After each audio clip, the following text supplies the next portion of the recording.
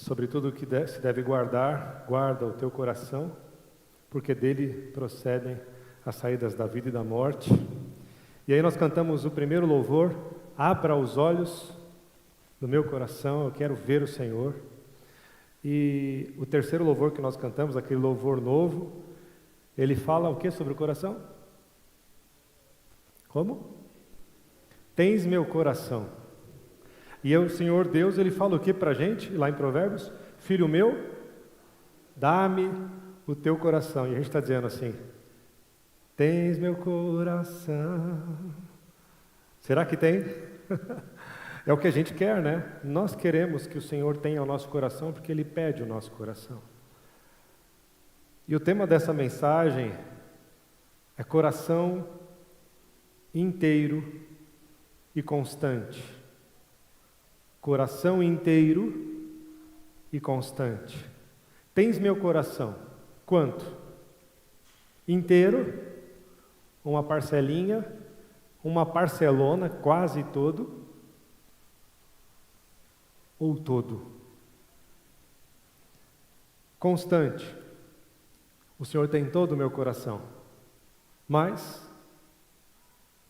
às vezes Ele não tem. Em certos momentos da vida, aí eu pego o meu coração de volta. Eu pego de volta o domínio para mim, o governo. Eu pego de volta para mim e fico independente de Deus. Ou eu fico chateado com Deus e tiro o coração das mãos dele. Ou eu deixo de confiar e fico incrédulo. E eu tiro meu coração das mãos de Deus. Ou eu me ensoberbeço. E agora eu posso tomar conta de tudo. Eu até penso que estou com Deus. Mas eu já não estou mais com Ele, porque agora eu já estou sendo o Senhor da minha própria vida e da minha própria existência. E coração fala de decisões, fala de sentimento, fala de emoções, fala de caminhos. Há caminhos que ao homem parecem caminhos de vida, de bem, mas o final deles são caminhos de morte. Então, às vezes, o nosso coração é assim. Vamos orar. Senhor, nós cantamos aqui que o Senhor tem o nosso coração, e eu tenho certeza que esse é o desejo meu e de todos os meus irmãos. Nós queremos que o Senhor tenha o nosso coração inteiro. E o Senhor quer nos falar hoje acerca de homens que quiseram dar o seu coração inteiro para Deus, mas em algum momento esse coração não foi inteiro diante de Deus. Em algum momento a inconstância veio sobre eles. Em algum momento eles falharam. Mas há também exemplo daquele que estava longe de Deus e quando se aproximou dele, seguiu os caminhos do Senhor, não virando nem para a direita nem para a esquerda, mas se manteve diante do Senhor. E é assim que o nosso coração precisa estar diante do Senhor, e é assim que nós queremos dominar as nossas emoções, dominar os nossos impulsos, dominar a nossa língua, dominar os nossos olhos, dominar as nossas mãos, dominar os nossos pensamentos, dominar as sugestões que vêm sobre nós, pelo poder da palavra, pelo poder do Espírito Santo e pela decisão de se ter um coração perfeito diante de Deus. De termos um coração segundo o coração de Deus, segundo as expectativas que Deus tem acerca de nós. Fala comigo, fala com o teu povo e renova-nos nessa noite, Senhor, para a tua glória e para o teu louvor. No nome de Jesus. Amém. É engraçado que eu estava fazendo anotações e toda vez que vinha ao coração, por economia ou por preguiça, eu fazia o desenho de um coraçãozinho, né? Então, sobre tudo que se deve guardar, guarda o teu coraçãozinho, né? E quando você faz um coraçãozinho, você lembra de amor, né? De amor. Então, quando a gente lembra de amor, a gente lembra dos tipos de amor. Um dos amores mais fáceis que nós temos para pensar é o amor de marido e mulher, ou de namorado e namorada, ou de alguém que está apaixonado por alguém, né? Talvez o amor comece para muitos de nós como uma paixão, um sentimento forte, né? Aquela vontade de estar junto, aquela vontade de conversar, aquela vontade de ver de novo, de ouvir a risada, de ouvir a conversa, até que um dia se casam. Eu já estou com a gravata que eu fui num casamento, não sei porquê, Deus sabe. E a gente se casa, e agora a gente vai deixar a paixão. Se você não gosta dessa palavra, então aquele amor inflamado, aquele amor que está tentando se equilibrar ainda.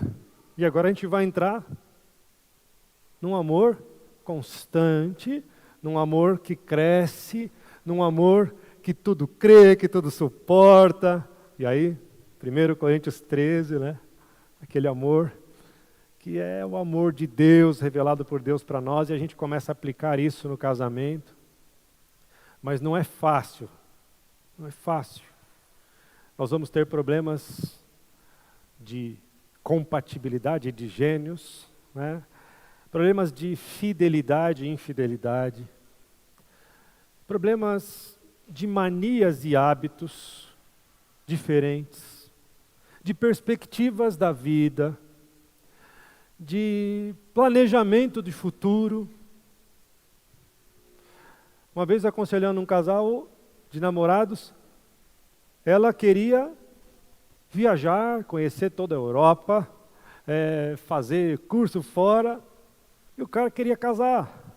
Eu não tinha sonho nenhum em relação a isso. E quem é que estava certo, quem é que estava errado? Por sonhar de um jeito ou de outro. É um dos dois. Mas não havia possibilidade de andar juntos. Então o amor, fácil da gente enxergar, é esse amor entre homem e mulher. Deus faz essa relação também. Vocês se lembram do profeta Oséias? Deus, para fazer com que o profeta sentisse o que o Deus sentisse em relação ao povo, ele manda que ele se case com uma prostituta. Você consegue pensar isso nos dias de hoje? Chama um irmãozinho aqui da igreja, o profeta fala, case com aquela prostituta. Você está sentindo agora?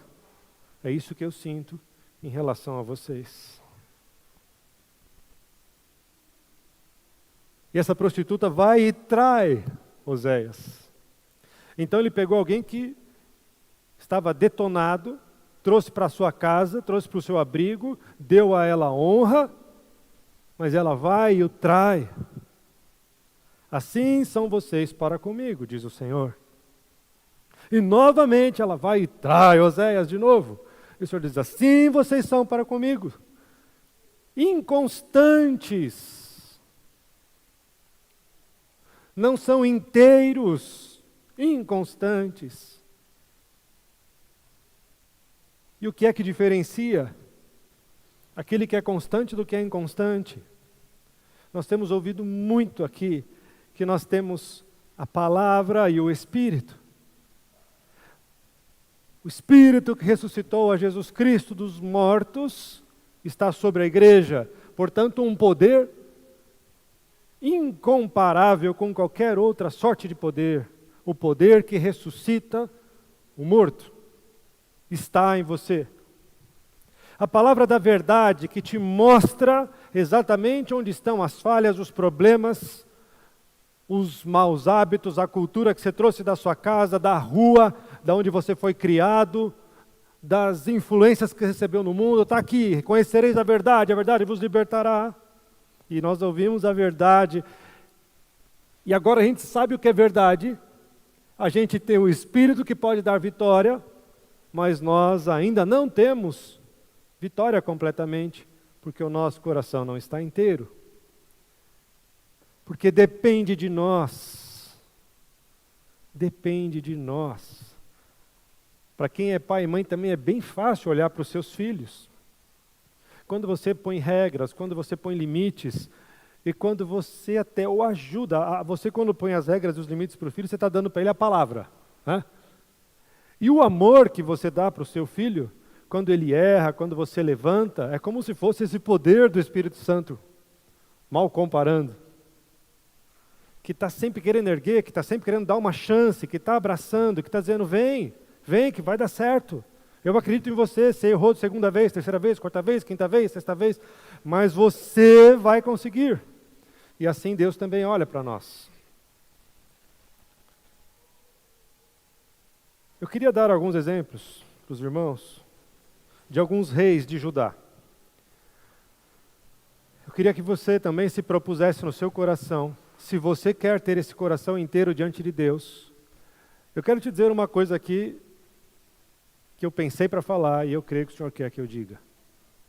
Quando nós estamos aqui com essa palavra falando, eu sei que tem os bereanos que querem ver se está na palavra, faça isso. Mas se isso atrapalhar, que essa mensagem chegue até você, ao teu coração, faça depois, na tua casa. Vai estar gravado. Aí você vem, conversa com o pastor, com o presbítero, com quem pregou e fala, irmão, isso aqui... Porque senão você não ouve. E o receio que a gente tem é que as pessoas vêm à igreja e escutam, mas não ouvem. Uma coisa disse Deus, duas vezes a ouvir. Deus fala, a gente ouve. Escutar parece que entrou por um ouvido e saiu pelo outro. Um dos principais textos do povo judeu é Deuteronômio 6. Chamar Israel, ouve Israel. O Senhor teu Deus é o único Deus. Ouve teu filho de trazer para dentro. Traz isso para o teu coração. Então a gente quer ouvir a palavra de Deus e trazer ela para dentro de nós, para que a gente possa mudar. Os livros das crônicas dos reis de Israel, aliás, dos reis de Judá, porque, para você saber aqui uma informação, os livros de reis, primeiro reis e segundo reis, ele vai fazer um mix entre os reis de Judá e os reis de Israel, reino do sul e reino do norte. Ele vai tratar assim, ao mesmo tempo que vai acontecendo, ele vai falando desse rei que estava em Judá e desse rei que estava em Israel. Né? Já nas crônicas dos reis de Judá, o nome já diz, é só dos reis de Judá. Qual a diferença dos reis do norte de Israel e dos reis de Judá? Os reis de Israel, todos fizeram o que era mal perante os olhos do Senhor. Nenhum deles se salvou. Começando por Jeroboão, que era servo de Salomão, e se revolta contra Roboão, que é o filho de Salomão, e a primeira coisa que ele faz, quando ele é aclamado rei, para aquelas 10 tribos, ele acaba com tudo que se fala de Deus, constitui sacerdotes pagãos, e começa um sistema de idolatria, e a partir dele, até o último rei de Israel, do reino do norte, nenhum rei fez o que era reto aos olhos do Senhor. Que coisa!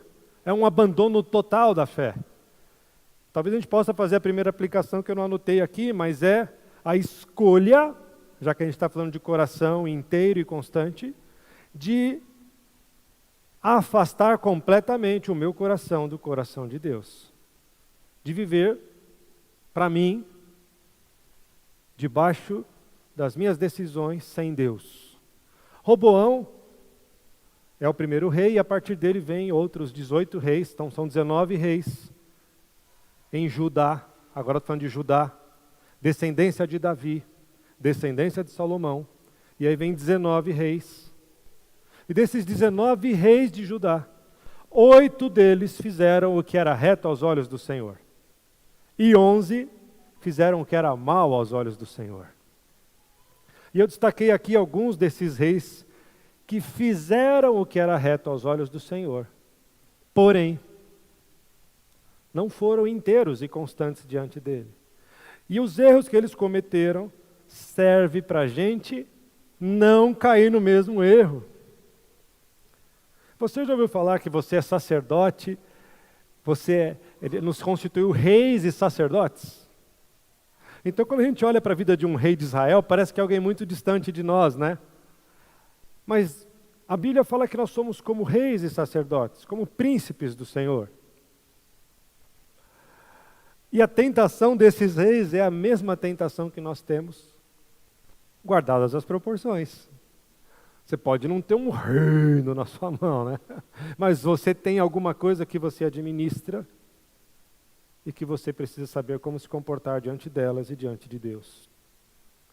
O primeiro rei que eu vou destacar é o rei Amazias, segundo livro das Crônicas, no capítulo 25. O rei Amazias, ele teve um coração que eu chamei um coração parcial diante de Deus. E ele não foi um rei mau diante dos olhos de Deus. Ele não é tido como um rei ruim, como Jeroboão, como Roboão.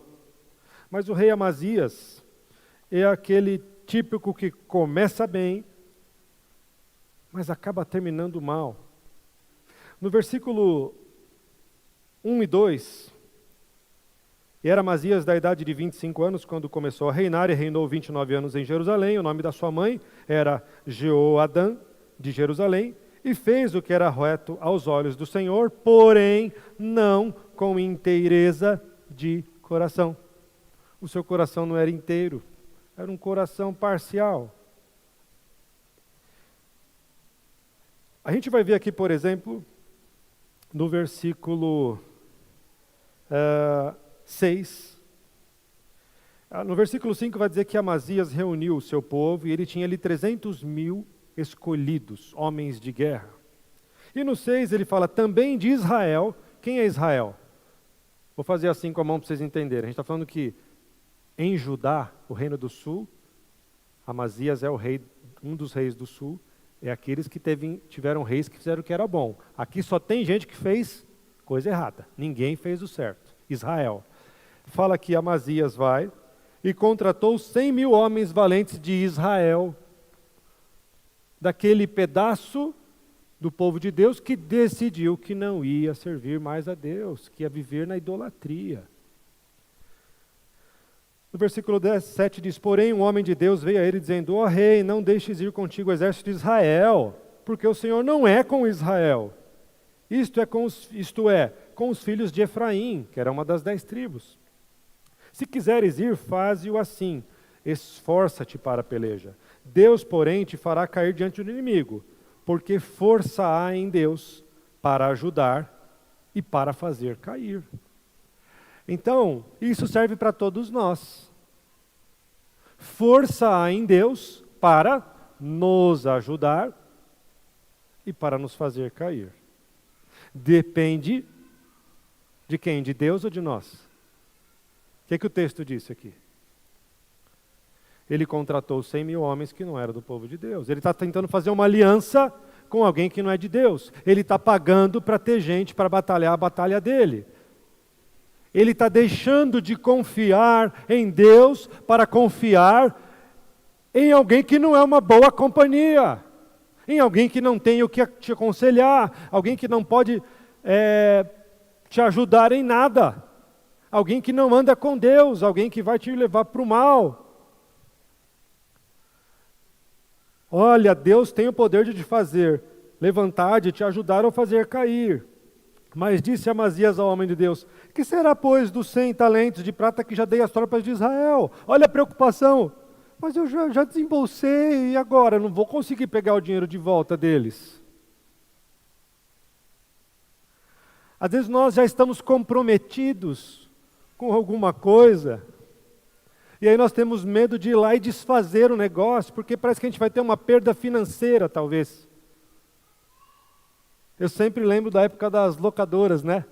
que hoje em dia você tem o streaming lá, né, vou falar os nomes, pode falar, Netflix, Prime, Disney Plus, não sei o quê, blá, blá, blá, né? Todo mundo aqui sabe o que é isso, não faz carinha de inocente, né? Não é pecado. Mas a gente começa a assistir alguma coisa, opa, é porcaria, tira, põe outro, né? Agora na época da locadora, todo mundo aqui é da época da locadora, quase todos. Então você ia lá na locadora e pegava o filme e pedia uma sugestão para aquela pessoa que tinha cara de crente. Aí ele falava, assista esse filme aqui, é bom, mas não tem porcariada, né? Não, pode levar. Só que o filtro dela é um e o teu é outro, né? Aí você chegava em casa e colocava o filme. Puf. Aí começava, daqui a pouco, misericórdia. Aí você ficava aquela tentação, mas eu paguei o filme, eu já paguei, e agora? Como é que fica o meu dinheiro? Desliga! Desliga! Senão você perde dinheiro. Você não perde o dinheiro, o problema não é perder o dinheiro, aliás. Você perde a tua comunhão com Deus. Então vai lá, desliga e devolve. O problema é que agora a gente tem opções. E talvez a gente coloque uma coisa e não está prestando. É uma influência ruim. A gente pode desligar. A gente tem um controle na mão para desligar. E talvez a gente esteja dizendo, mas todo mundo vê isso aqui. Mas é uma indicação de todo mundo. Só que isso aí não é de Deus. E nós estamos falando aqui de um coração inteiro e constante diante de Deus. E se isso que você colocar diante dos teus olhos, estou dando aqui um exemplo, faz com que o teu coração, digamos que esse círculo aqui mal feito na minha mão é um coração. Se ele tirar uma fraçãozinha aqui, ó, do teu coração, um pedacinho, já não é inteiro, já não vale a pena, já é desprezível, não importa o quanto custe, não importa o quanto você perca, seja dinheiro, seja uma amizade, seja o que for, se te afasta de ter um coração inteiro, chuta. E o profeta diz, e disse o homem de Deus, ainda no 9, mais tem o Senhor que te dar do que isso. O que são 100 pratas, meu amigo? O Senhor tem muito mais para te dar. Pode ser financeiramente, mas a questão é a seguinte, se você perder a comunhão com Deus, você não tem mais nada. A vozinha da minha esposa gostava de falar, né? Quem tem Jesus tem tudo, quem não tem Jesus não tem nada. Então, se você não tem Jesus por aquele instante, você está vivendo um tempo de nada. Podem ser segundos, minutos ou dias, mas você abriu mão dele por causa de qualquer coisa que você deu valor, mas que era oposto ao nosso Deus. E aí Amazias foi para essa luta. E ele teve algum êxito.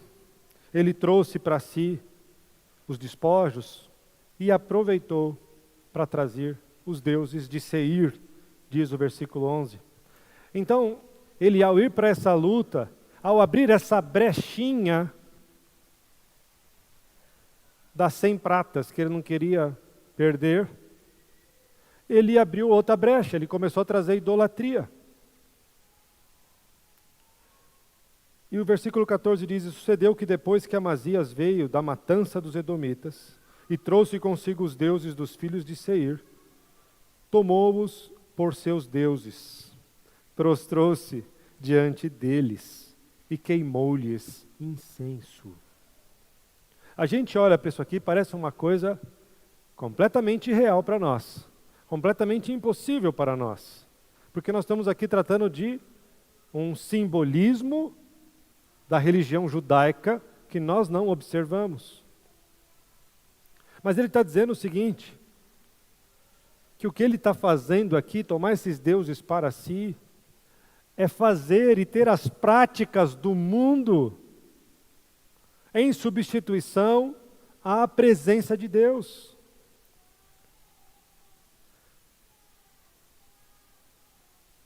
Uma vez eu vi um pastor falando de um jovem, se eu não me engano, de origem indiana, que estava estudando teologia nos Estados Unidos, e ele estava fazendo um mestrado, e a tese dele era: os cristãos são os maiores idólatras que eu conheci. E o professor falou assim: você pode até fazer a sua tese, mas você não vai se dar bem não, porque isso não é bíblico, isso não vai dar certo. E quando ele contextualizou passagens como esta, com os costumes e hábitos do povo americano, onde ele estava, onde ele se chocou, ele falou: vocês são um país cristão, mas vocês são produtores dos filmes mais violentos que existem, dos filmes que mais têm cena de sexo explícito, se não de pornografia. Vocês endeusam o dinheiro e o consumo e tudo que ele pode dar a vocês, sem olhar quem precisa de vocês. Então ele começa a tratar da idolatria do jeito que ela é hoje, e que a gente não enxerga, porque a gente acha que idolatria é queimar o incenso para o outro Deus, ou é a gente se prostrar e adorar uma imagem, mas nós fazemos isso quando nós nos prostramos e damos o nosso tempo para aquilo que não é bom, para aquilo que não é de Deus, para aquilo que não acrescenta. A gente perde sono. Outro dia, a gente estava em casa e estava meio tarde, eu estava um pouco agitado. As crianças acabaram de dormir tarde também, acho que eu tinha ido para uma reunião na igreja, não sei o que foi. Eu cheguei em casa, já era perto das 11 horas, as crianças queriam me ver antes de dormir, foram dormir às 11, 11h30, aí isso não acontece normalmente, mas aquele dia deu uma descontrolada. E eu ainda comi alguma coisa, aí você tem aquela desculpa maravilhosa para fazer outra coisa. Fala assim: olha, eu comi agora, não posso me deitar, senão vai dar refluxo, né? A digestão aqui, ainda comi uma carne vermelha, fica 2 horas acordada, se for por aí, né? E aí eu peguei o controle da TV. Sinceramente, um hábito que eu não tenho. Deu uma mudada. Aí tinha um seriado que a gente estava assistindo há muito tempo atrás, que a gente parou, daí eu coloquei. E aí eu ouvi a voz do Espírito Santo falando assim: está tarde, você vai acordar cedo.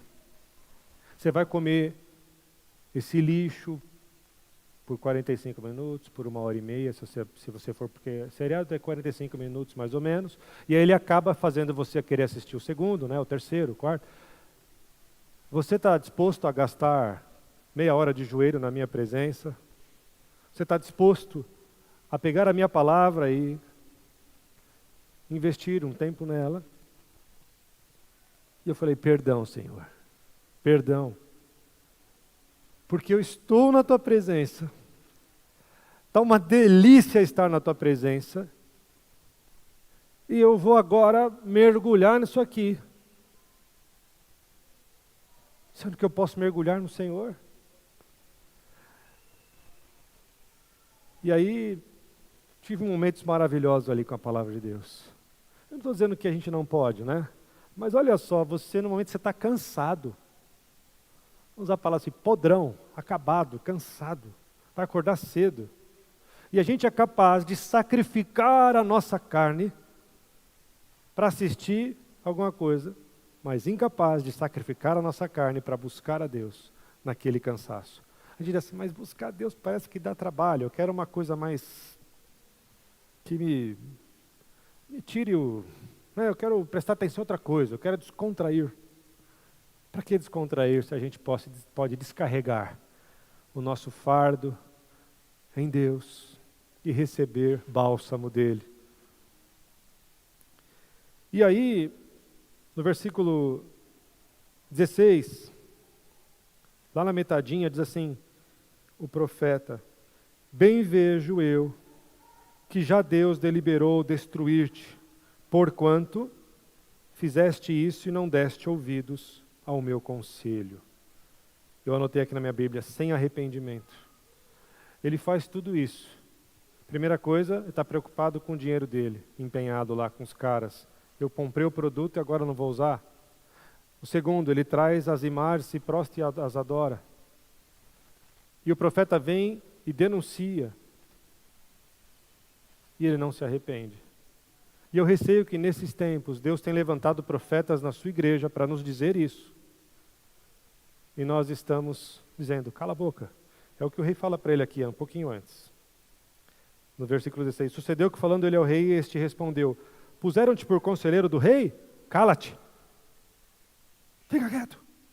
Hoje na EBD, a gente estava vendo isso, a dificuldade de pastorear nos dias de hoje, porque todo mundo é agora alguém que tem poder nas mãos para opinar, para dar a sua opinião, para falar o que pensa e o que crê, o que está certo e o que está errado. O YouTube diz assim quando você vai fazer um canal, nós somos democráticos e acreditamos que toda pessoa merece ter um espaço para falar o que pensa, para fazer o que acha que é certo, entendeu? Então aqui você tem o seu lugar de fala, você pode lançar o que você pensa e o que você acha. Deus chamou toda a igreja para ser uma bênção, eu não sou contra. Mas Deus colocou pastores, Deus colocou apóstolos, nós estamos vendo isso na escola dominical, vimos até hoje, então de recesso. E aqui o profeta se levanta para falar de um pecado, de uma coisa tão clara na vida desse homem. E ele não se arrepende.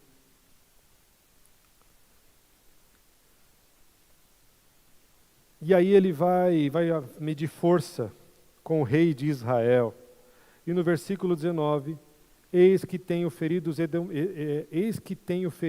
edomitas, e elevou-se o teu coração para te gloriares. O profeta está dizendo o que ele diz.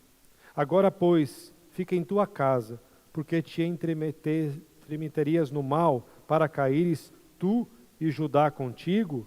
Porém, Amazias não lhe deu ouvidos. Não houve arrependimento de novo. Uma nova ordem. Não vai medir força com o rei de Israel. Deus não está nisso. Mas a palavra diz que o seu coração se elevou. Às vezes nós queremos fazer isso, nós queremos tomar decisões sem que Deus participe delas. Ou a gente toma e tenta encaixar Deus nessa decisão. Não, mas acho que Deus está aqui sim, pensando bem, acha um versículo bíblico. Ou a gente já ora assim, Senhor, se for da tua vontade, né? Mas você já está fazendo, você já deu 10 passos em direção daquilo. E no final a gente acaba fazendo, fala, eu fui tendo uma direção de Deus, e a gente está pecando feio, porque a gente está dizendo que o Espírito Santo que falou, que ele não falou. Então, ele cai de novo nisso. E aí eu anotei aqui, triste fim.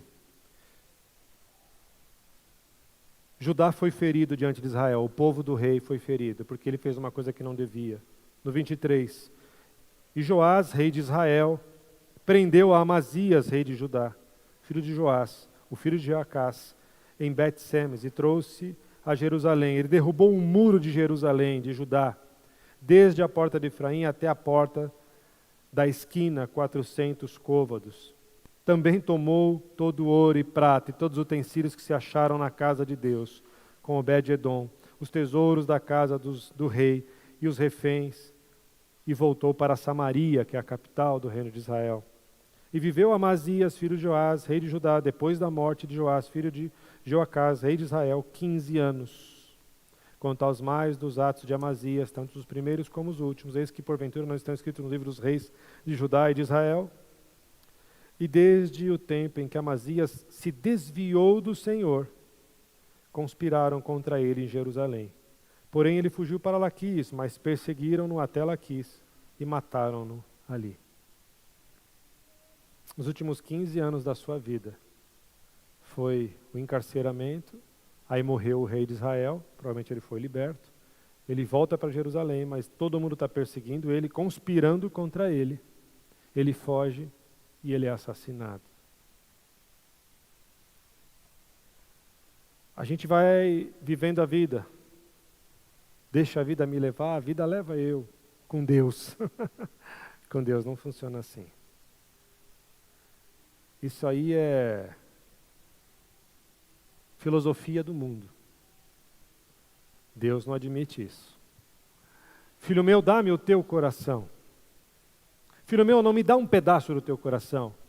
Filho meu, me dá 9/10 do teu coração. Filho meu, me dá o teu coração, porque eu dei a vida do meu filho por você. Você ia morrer, você estava destinado à morte, mas agora você já goza de vida e tem uma esperança gloriosa. A tua batalha hoje é contra o pecado, é contra você mesmo, é contra os inimigos de Deus, é contra esta natureza velha que quer se impor contra essa nova natureza, mas você tem uma esperança que ninguém tem.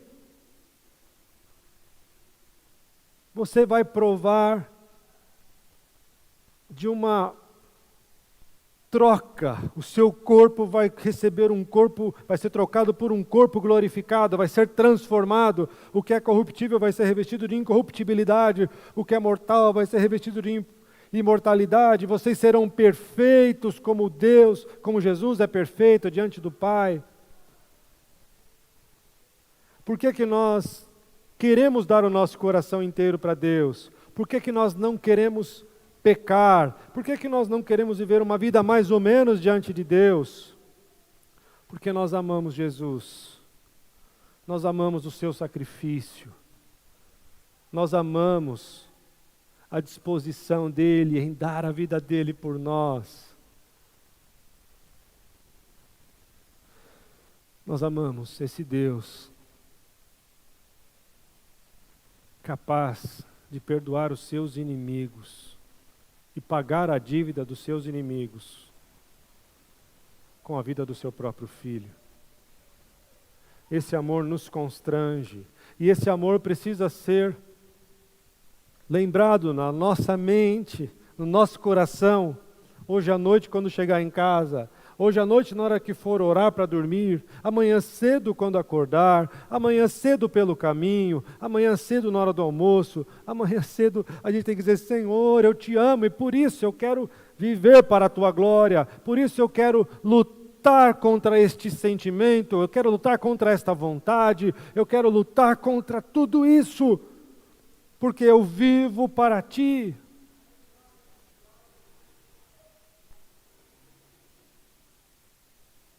Está muito tarde?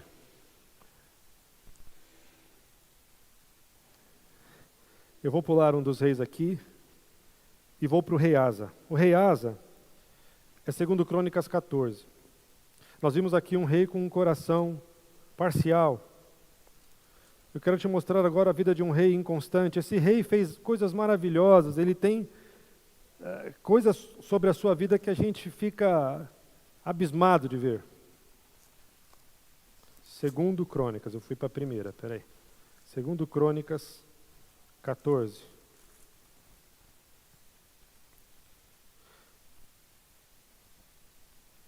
Começa no versículo 2, Asa fez o que era bom e reto aos olhos do Senhor seu Deus. Aí fala, porque ele tirou os deuses estranhos, ele acabou com a idolatria que estava lá no meio do povo. No versículo 11, ele estava com uma batalha pela frente com os etíopes. E Asa clamou ao Senhor seu Deus e disse: Senhor, nada para ti é ajudar. Quero poderoso, quero de nenhuma força. Ajuda-nos, pois, Senhor nosso Deus, porque em ti confiamos no teu nome. Viemos contra esta multidão. Senhor, tu és o nosso Deus, não prevaleça contra ti o homem. E o Senhor feriu os etíopes diante de Asa, diante de Judá. Os etíopes se fugiram. Então Asa e o povo que estava com ele, de Judá, os perseguiram até Gerar, e caíram tantos dos etíopes que já não havia neles resistência alguma, porque foram destruídos diante do Senhor e diante do seu exército. Então, ele tem vida com Deus, ele conhece Deus. No versículo 15, então veio o Espírito de Deus sobre Azarias, filha de Obed, e saiu ao encontro de Asa e disse: Ouve-me, Asa, todo Judá e Benjamim, as duas tribos que pertenciam ao reino do sul. O Senhor está convosco, enquanto vós estáis com ele.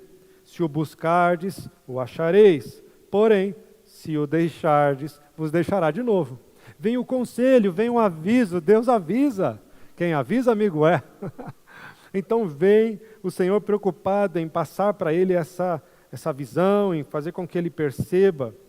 E ele, num primeiro momento, responde, no versículo 8, ouvindo, pois, Asa estas palavras e a profecia do profeta, filho de Obed, tomou ânimo e tirou as abominações de toda a terra de Judá e de Benjamim, como também nas cidades que tomaram nas montanhas de Efraim, e renovou o altar do Senhor, que estava diante do pórtico do Senhor.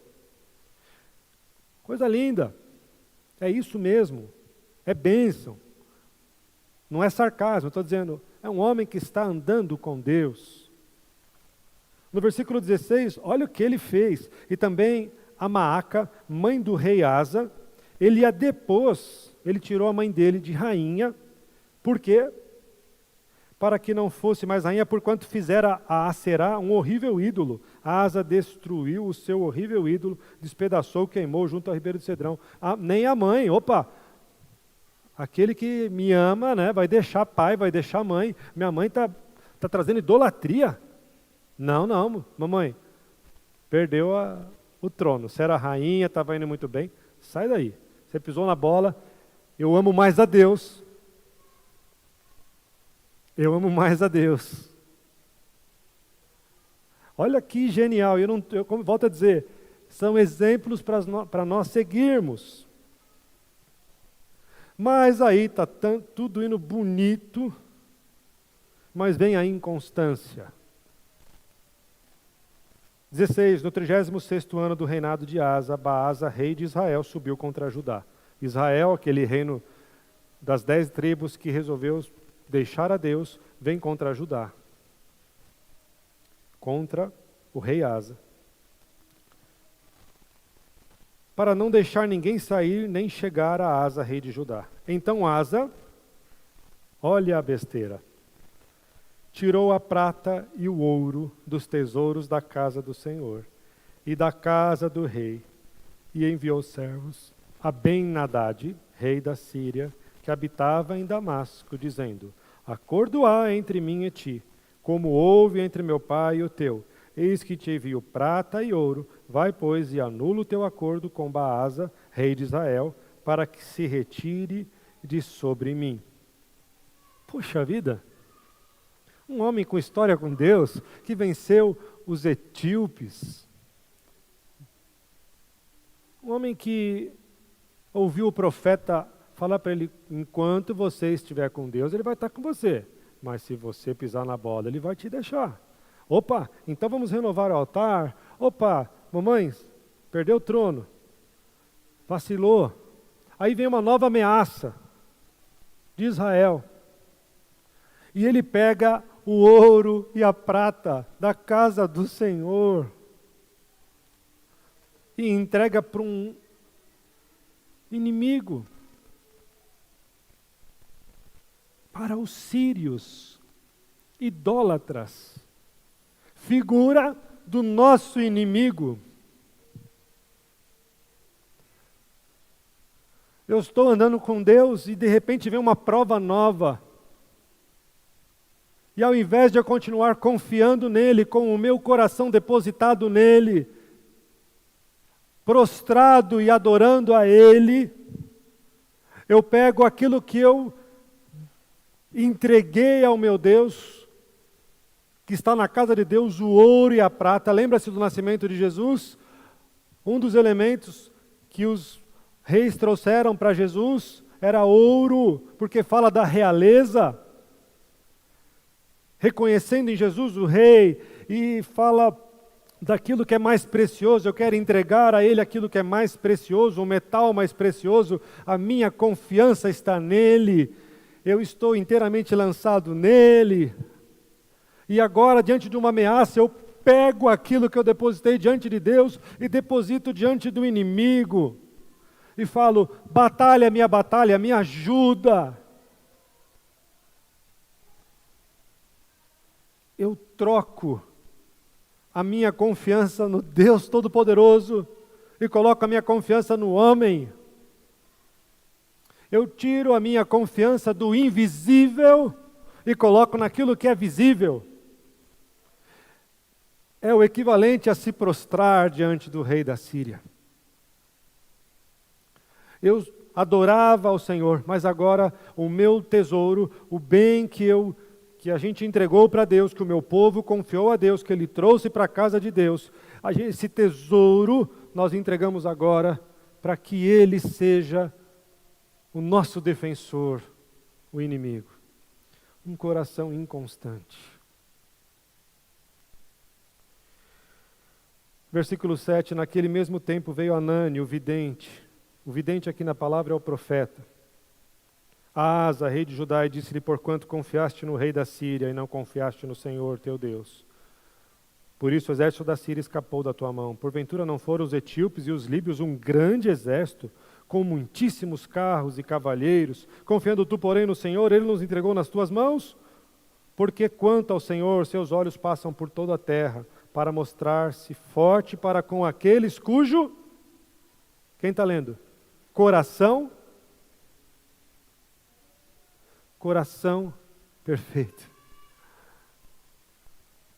Coração perfeito é um coração constante.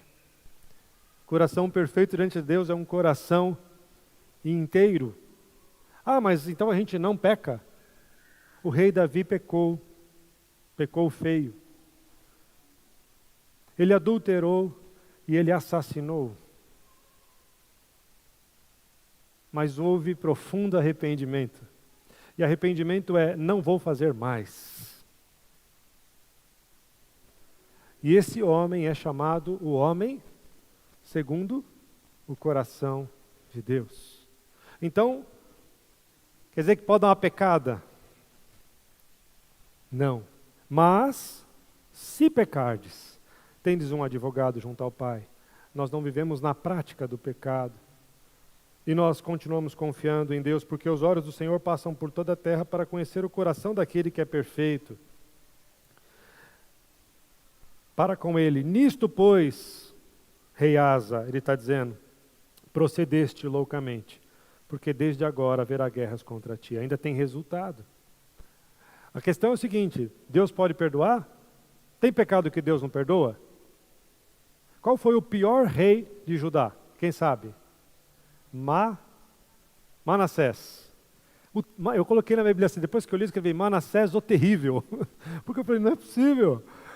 Ele é filho ou neto de Ezequias e ele traz de volta toda a idolatria que foi retirada por Ezequias, ele traz de volta.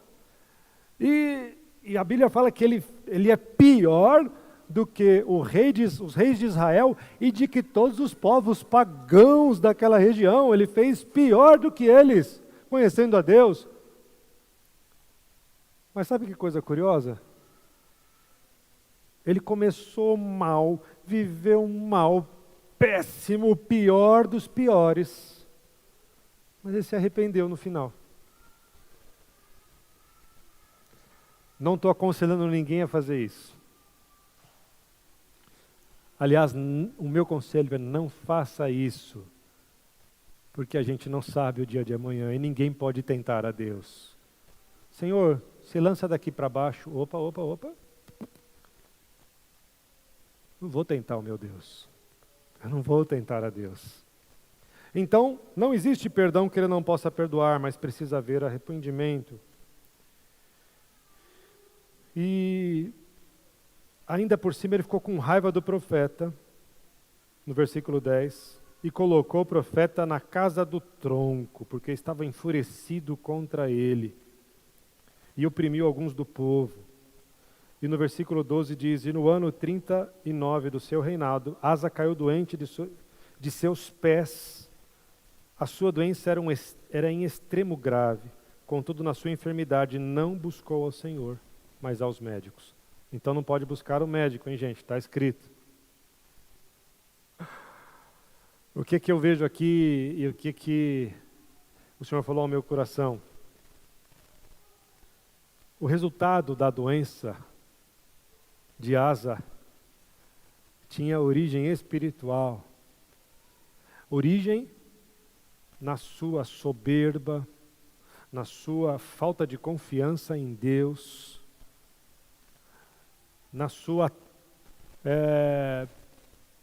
inconstância, em que ele deixou de confiar em Deus para confiar naquele rei sírio. O profeta trouxe a palavra de repreensão, dizendo: meu amigo, você está em pecado. Você fez tudo errado, Deus passou os olhos aqui e você procedeu loucamente. Você fez uma besteira enorme, você tirou o tesouro. Aonde está o teu coração, ali está o teu. Se eu peguei o meu tesouro e dei para o sírio, o meu coração está onde? No rei da Síria. Você procedeu loucamente. Ao invés dele ouvir, ele manda o profeta para o sofrimento, ele põe ele na casa do tronco. E adoece. Porque quem mexe com o profeta de Deus, mexe com Deus. Isso não é uma ameaça, isso é a palavra que diz.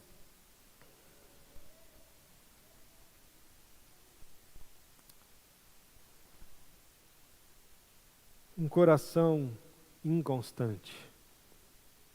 Começou bem, terminou mal. Por causa da sua inconstância. Porque não permaneceu em Deus. E o que Deus continua dizendo para nós é: filho meu, dá-me o teu coração. Filho meu, dá-me o teu coração. Depois os irmãos leiam em casa, 2 Crônicas 31. Esse foi o rei mais especial de Judá, desde a divisão do reino. Ele é neto de Manassés, ele chama-se Josias, neto de Manassés o terrível, filho de Amon, que continuou nos pecados de Manassés. Mas esse garoto começa a reinar e ele se prostra completamente diante de Deus e faz um avivamento em Judá. E como não bastasse ele alcançar Judá, sabe o que ele faz agora? Ele alcança Israel. Porque Israel foi levado para o cativeiro assírio, e está desgovernado, e ele vai e resgata até aqueles de Israel. E ele permanece até o final. Ele começa bem e termina bem. Ele vai até o fim com o Senhor. E ele morre assassinado. Opa! Sabe por quê? Porque Deus falou assim: esse povo aqui vai sofrer.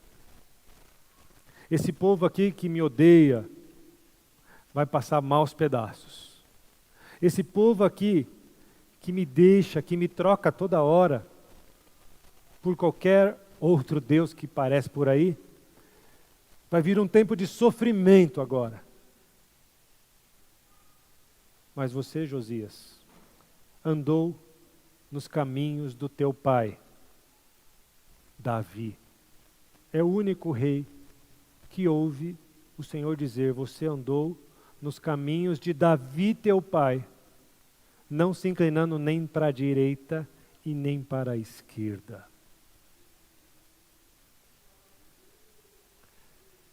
Ele é filho, neto de Manassés, filho de Amon. Ele é a primeira geração que está voltando para Deus. E ele tem um coração inteiro, íntegro, constante diante de Deus. A canção também que a Érica e a Neuza cantaram, surgiu delas também, não foi um pedido não. Seja o centro, seja o tudo, em meu coração, né? Eternamente. Se você tem dúvidas que Deus está falando com você e comigo, e de que você precisa se posicionar diante dessa palavra, eu vou clamar a misericórdia de Deus. Porque depois das histórias que a gente ouviu aqui, de um rei que deu de ombro para o que o profeta falou, todos eles avisados, vocês perceberam? Deixa eu te avisar, Enquanto você estiver com Deus, Ele está com você. Ó, o mesmo Deus que pode te fazer, pode te ajudar, pode te fazer cair. Presta atenção. E eles deram de ombro. Tomados pela soberba, tomados pela incredulidade, tomados pelo poder, pela vontade de governar sem Deus, esquecendo-se que quem governa as nossas vidas é Deus. Nós vimos hoje, os pastores têm um sumo pastor. Glória a Deus por isso, né, pastores? Porque a gente tem um pastor, a gente também é ovelha. Se a gente sofre como pastor, junto com as ovelhas, nós temos um sumo pastor que nos apacenta e nos pastoreia, e nos fala: vinde a mim, todos vós que estáis cansados, eu vou levar vocês agora para águas tranquilas e pastos verdejantes. E Ele nos toma em seus braços e cura as nossas feridas e restaura a nossa alma e refrigera a nossa alma por amor do seu nome. Deixa Deus fazer essa obra na tua vida, meu irmão.